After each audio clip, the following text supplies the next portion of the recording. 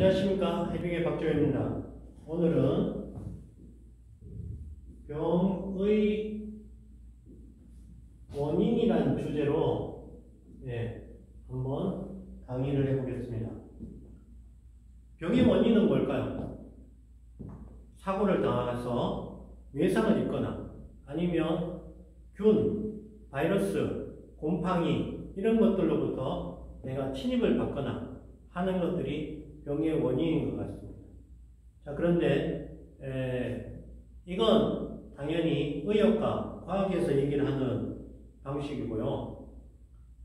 그러면 다른 경전에서 특히나 불교에서 얘기하는 병의 원인은 뭘까요? 그것은 바로 여기서부터 시작한다 라고 얘기를 하죠. 탐, 진, 치, 이 세 가지가 병의 원인이다 라고 얘기를 할 수 있습니다.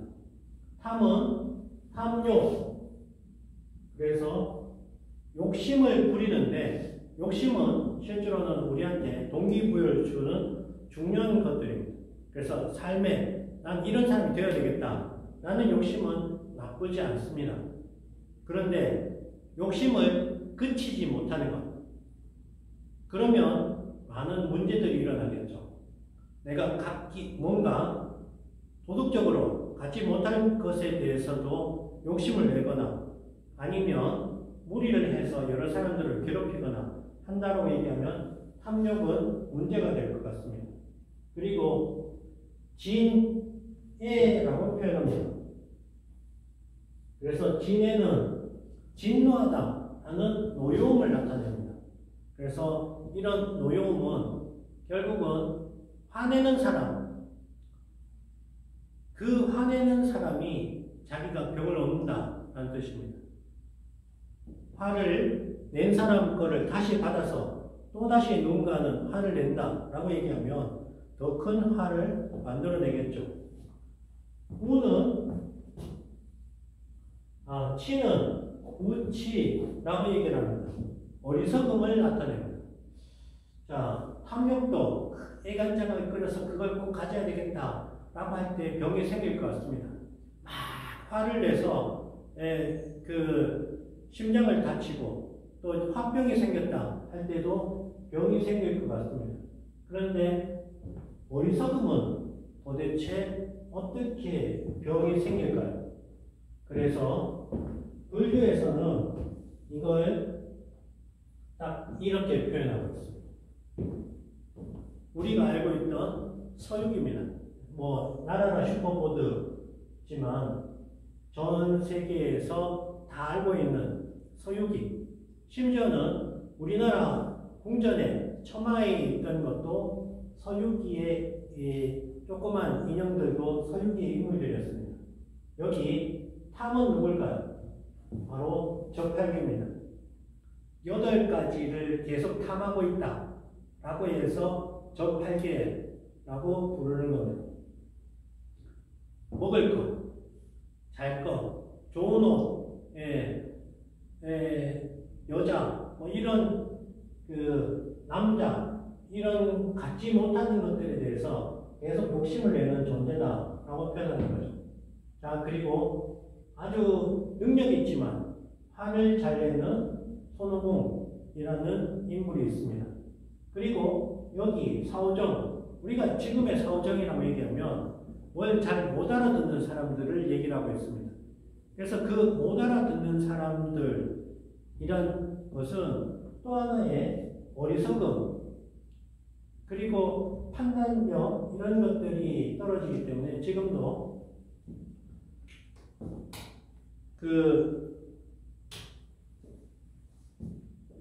결국은 이란에서 알코올을 그냥 마셔서 죽는 그런 일들도 어리석음이겠죠. 그리고 있지도 않는 것에 대해서 두려움을 느끼는 것, 그것 또한 어리석음일 겁니다. 그래서 공포나 미움, 이런 것들에 마음을 잃어버리는 것, 그게 바로 어리석음이다 라고 얘기를 할 수 있습니다. 그래서 우리는 모르는 상태로 자꾸 두려고 합니다. 예, 그건 내가 찾을 수 있는 한계의 영역이 아니다 라고 표현하기도 하죠. 그렇지만 우리의 뇌는 모르는 것을 모르는 상태로 두지 않습니다. 어떤 이유를 대서라도 그게 합당한 질문이 있었으면 답을 그게 거짓일지언정 만들어 놓더라는 거죠. 그래서 요즘에는 거짓 뉴스, 그 거짓 뉴스가 막 퍼지면서 또 하나의 공포 상황을 만들어 놓죠.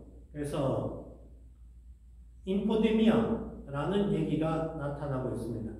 그래서 인포데미아라는 얘기는 그럴싸한 얘기의 거짓 뉴스들을 만들어서 사람들한테 이제 클릭하고 조회수를 늘리고 그러면서 인플루언서 영향력을 행사하려고 하는 사람들이 늘어나더라는 거죠. 마스크 집에 가서 드라이기로 말리면 된다 라는 거를 뉴스가 나온 적이 있습니다. 그래서 여러 사람들이 아주 빠르게 퍼졌죠. 조회수도 올라갔습니다. 그리고 그걸 얘기하는 사람이 정부관 교수님이고 총장님이다 라는 이름까지 올라가 있기 때문에 사람들은 더 신뢰했습니다. 그런데 그 총장님한테 의뢰해 본 결과 자기는 전혀 그런 얘기를 한 적이 없다라는 것들을 우리는 확인할 수 있었습니다. 그리고 수많은 이제 합성된 그림까지 올라오면서 인포데미아가 퍼지고 있습니다. 마음에 의문이 생겼을 때 우리는 이 의문을 어떻게 처리하고 있는지 봐야 됩니다. 그래서 제대로 된 질문인가? 질문에 내가 옳은 질문인가 아닌가부터 한번 살펴봐야 되더라라는 거죠. 어디서 멀리서 화살이 쫙 날아가서 내 팔에 박혔습니다. 다행히 심장에 박힌 게 아니라 팔에 박혔습니다. 그러면 그 화살을 빨리 뽑아내야 되겠죠. 특히나 그 화살이 독화살이라서 여기 시꺼멓게 이제 살이 썩기 시작했다 라고 얘기를 하면 그 독화살을 뽑아내고 그 독을 뽑아내는 게 우선일 것 같습니다. 아니면 뽑아낼 정도가 아니면 팔을 잘라내서라도 우리는 살아나야 된다 라고 생각할 건데요. 화살을 보면서 녹았었지, 이 화살은 도대체 무슨 재질로 만들어졌지 라고 생각한다면 의미 없는 질문들이 있더라라는 거죠. 그래서 우리는 어디에서 왔고 어디로 가고 나는 누구이고 하는 것들을 지금은 물어보지 않습니다. 옛날에 철학자들이 했던 그런 질문보다는 실제적인 질문들을 우리는 하면서 살아갑니다. 그래서 바른 질문이란 그런 실질적인 질문인가 라고 우리는 새로운 의문을 가져야 됩니다. 자, 그래서 실질적인 바른 질문이다 라고 얘기를 하면 그러면 어떻게 처리를 해야 될까요? 첫 번째, 도서관에 가서 우리는 찾아야 된다라고 얘기를 하고 있습니다.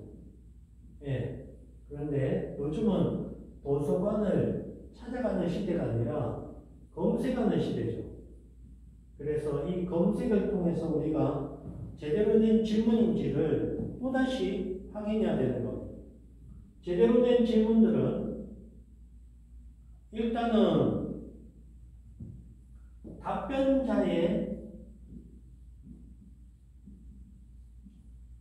답변자를 찾아보고 이 답변자가 이런 대답을 한 이유들을 다시 유추해 봐야 됩니다. 그리고 그 두 번째는 이 답과 완전히 반대의 답을 하고 있는 답변자를 찾아서 이 사람도 검색해 봐야 됩니다. 우리가 헤르만 헤세가 왜 데미안을 썼는지, 그리고 그 칸트는 그 시대에 왜 그런 얘기를 했었는지라는 것들을 찾아본다라고 얘기하면 그런 글과 사상을 남긴 사람들의 그 이유들을 더 자세히 알 수 있을 것 같습니다. 그래서 이렇게 되면 우리는 드디어 내가 어느 걸 선택하든지 아니면 제3의 대답을 만들어내든지 할 수 있다라는 겁니다. 이렇게 해서 우리는 어리석음으로부터 벗어나야 됩니다. 수많은 의사들이 이제 약을 주고 있습니다. 어떤 때는 의사도 처방 전에 이렇게 씁니다. unknown, 알 수 없는, 그런데 약은 주겠다라는 얘기를 하고 있는 거죠. 어떤 때는 애들이 굉장히 산만합니다. 그래서 이 산만한 애를 병원에 데리고 가면 ADHD 검사를 하고 있습니다. ADHD를 검사를 하면 ADHD라고 판명 나지 않는데 경향이 있습니다 라고 얘기를 하면서 약을 주더라. 내가 우울합니다 라고 얘기를 하면 우울증이다 라는 판단을 하면서 신경 안정제를 줍니다. 그래서 전 세계는 약으로 다스려지는 메디칼리즘이 퍼지고 있는 겁니다. 모든 건강에 대해서 약사나 의사들이 거기 해답을 갖고 있다라고 착각하는 거죠. 그렇지 않습니다. 우리는 어떤 때는 다쳐서 아픕니다. 어떤 때는 다른 부위가 허리가 아픕니다. 왜 아플까요?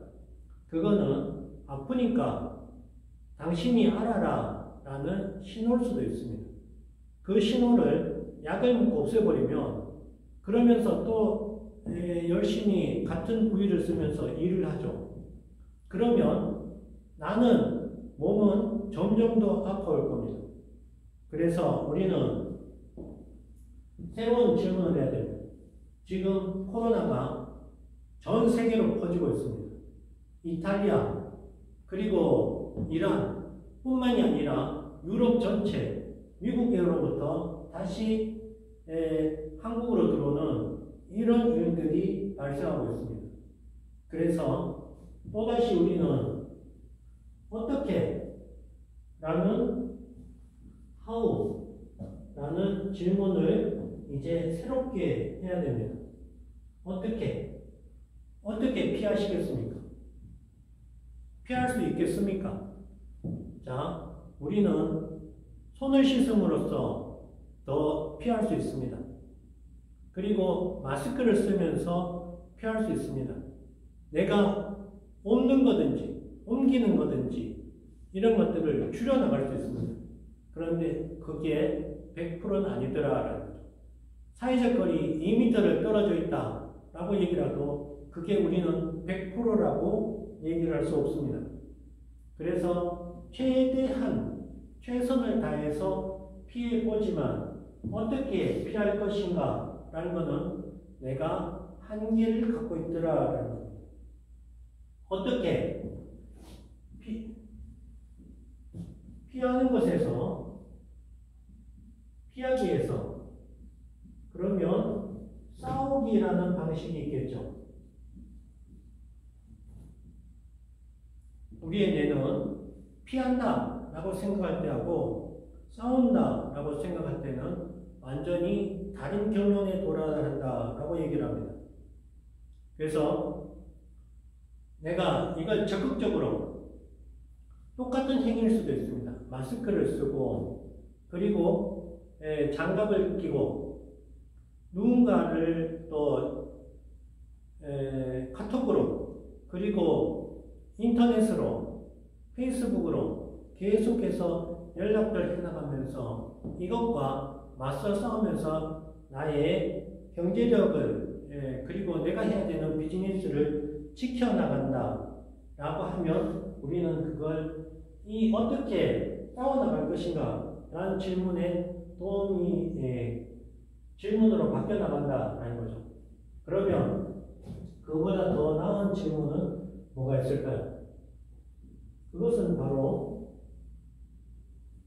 어떻게 도와줄 것인가 라는 겁니다.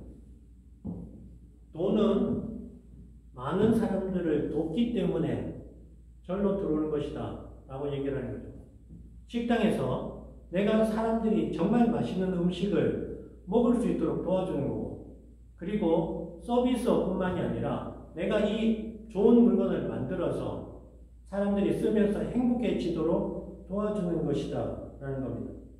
이렇게 우리는 누군가를 도와주면서 돈이 되는 겁니다. 그래서 돈은 도와준 결과물이다 라고 얘기를 할 수 있습니다. 그래서 아무 보상 없이 도와준다 라는 것은 일종의 비즈니스의 시작점이다 라고 하는 거죠. 그래서 우리는 이 지금 시점에 공포로부터 사람들을 구해주는 것, 이게 도와주는 것. 그리고 집에 있으면서도 좋은 물건을 쓸 수 있게 해주는 것, 이게 도와주는 것. 그리고 앞으로 미래를 준비하도록 하는 것, 이게 진짜 도와주는 것. 우리는 사람들을 도와줄 수 있습니다. 그리고 그 사람들을 공포로부터 구원해 줄 수 있습니다. 구출해 줄 수 있습니다. 그래서 더 많은 사람들을 구원해 줄 때 우리는 스스로 작은 구원자가 되는 것. 이렇게 작은 구원자들이 모여있는 집단, 그것이 바로 행복한 집단이다. 더 나은 집단이다. 더 품격 있는 집단이다. 라고 얘기를 하고 있습니다. 외국에서 보기에 한국은 사재기가 없다. 라고 얘기를 합니다. 그리고 대구에 왔더니 전혀 폭동의 기미도 보이지 않고 품격 있는 도시더라. 라고 얘기를 하죠. 서울에서, 강원도에서 대구에 물품을 보내줍니다. 자기가 대구에서 하고 있는 일이 커피를 만들기 때문에, 식당을 하기 때문에 무료 봉사팀에다가 그런 물품을 보내줍니다. 이게 바로 대가 없이 도와주면서 결국은 본인들이 승리하는 그런 것들이 이곳에서 일어나고 있습니다. 하이디빙, 우리는 예전부터 사람들을 도와주는 거였습니다. 그리고 지금은 더 도와줄 기회가 많이 생겨나고 있습니다. 그래서 지금은 사람을 못 만나기 때문에 하이디빙의 위기가 아니라 사람들에게 도와줄 기회가 더 많이 생겼기 때문에 우리는 하이디빙의 새로운 기회라고 얘기합니다. 하이디빙을 통해서 코로나도 이겨나가고, 그리고 인포데믹도 이겨나가고, 우리는 새로운 시스템, 새로운 네트워크, 새로운 플랫폼을 구성하는 진짜 승리자, 구원자, 플랫폼의 주인이 되실 겁니다. 하이디빙 아리아입니다.